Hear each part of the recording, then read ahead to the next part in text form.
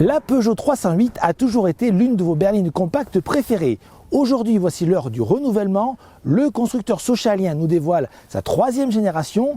Va-t-elle réussir à faire ou même dominer ses principales concurrentes que sont une Volkswagen Golf, une Mercedes Classe A ou une Audi A3? C'est ce que nous allons voir aujourd'hui. La seconde génération de 308 a marqué le début de la montée en gamme de Peugeot.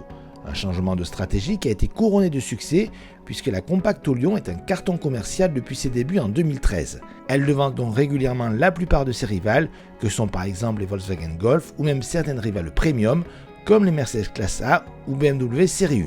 Arrivée au sommet, la 308 doit maintenant y rester et c'est cela le plus dur. Pour relever ce challenge, Peugeot a choisi, comme c'est le cas depuis plusieurs années, de repartir d'une feuille blanche et de prendre un maximum de risques et cela passe avant tout par un design totalement nouveau. Et la première chose qu'on leur remarque, c'est la face avant de cette nouvelle Peugeot 308. Elle est le premier modèle à arborer le nouveau logo de chez Peugeot. Il s'agit d'un blason très vertical qui est au centre d'une calandre qui a été énormément élargie et qui donne l'impression de converger vers le logo. Ce dernier est donc le cœur de la nouvelle 308. On remarque également des projecteurs très étirés, très fins, qui peuvent avoir la technologie Matrix LED et qui sont full LED de série. Et vous avez, c'est plus classique, des feux de jour verticaux comme d'autres modèles de la marque. Impossible de rester insensible au charme de cette 308. L'autre grosse partie du travail des ingénieurs a porté sur le changement de proportion de cette 308. Le but est clairement de faire de l'ombre aux berlines allemandes. La compacte française en reprend les codes avec notamment un capot qui a été allongé. Les designers ont reculé le pare-brise de 10 cm et ajouté un soft nose de 90 mm comme sur la 508. Mais ce n'est pas tout puisque les porte-à-faux avant et arrière ont été agrandis et il y a une même de l'empattement qui gagne 55 mm. La largeur reste identique mais la hauteur diminue de 20 mm. Au final, la 308 mesure maintenant 4,36 m de long. Elle s'éloigne donc de la Golf mais se rapproche des Classe A et Série 1. Cette nouvelle allure s'accompagne également d'un travail conséquent au niveau de la sculpture de caisse sur les ailes avant et arrière mais également sur le capot qui est traversé par des lignes de caisse non pas rectilignes mais arrondies. Impossible non plus de ne pas remarquer la reprise du fameux logo sur les ailes avant pour les finitions hautes uniquement. À l'intérieur, cette nouvelle Peugeot 308 joue la carte de la continuité mais également de la rupture. Alors la continuité, pourquoi? Parce qu'on retrouve bien sûr le iCockpit, mais il s'agit d'une nouvelle génération. Alors toujours le petit volant, toujours l'instrumentation numérique haute, mais attention, celle-ci est désormais 3D comme sur la 208 ou le 2008 et on a un écran multimédia qui fait désormais 10 pouces. Mais le principal changement, c'est que cet écran multimédia est agréable à utiliser. Fini le système hyper lent, peu ergonomique. Là, vraiment, Peugeot a énormément travaillé là-dessus. Ça se voit, c'est beaucoup plus fluide, beaucoup plus plaisant à utiliser. Vous avez un système de raccourci numérique que vous pouvez changer totalement paramétré sur le bas de l'écran. Et cela est couplé avec des raccourcis, on va dire tactiles traditionnels. Donc finalement, l'ergonomie est plutôt bonne. Demande toutefois un petit temps d'adaptation, mais c'est quand même nettement mieux qu'auparavant. Et ça revient dans la course par rapport à la concurrence.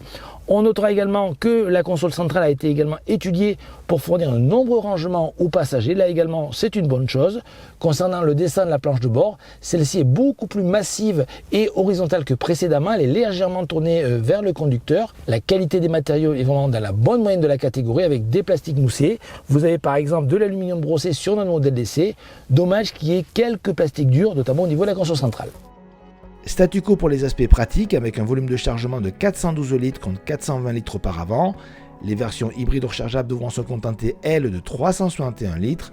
L'habitabilité arrière reste dans la moyenne de la catégorie, notamment pour l'espace aux genoux.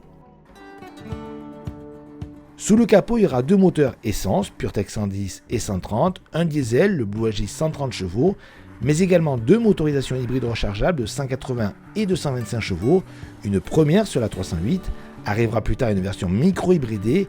Et pour ce premier essai, nous avons choisi le PureTech 130 chevaux, le moteur essence qui devrait représenter la plus grosse vente sur la 308, sachant que le diesel descend au niveau des ventes et que les versions hybrides ne sont pas encore au même niveau que les versions thermiques.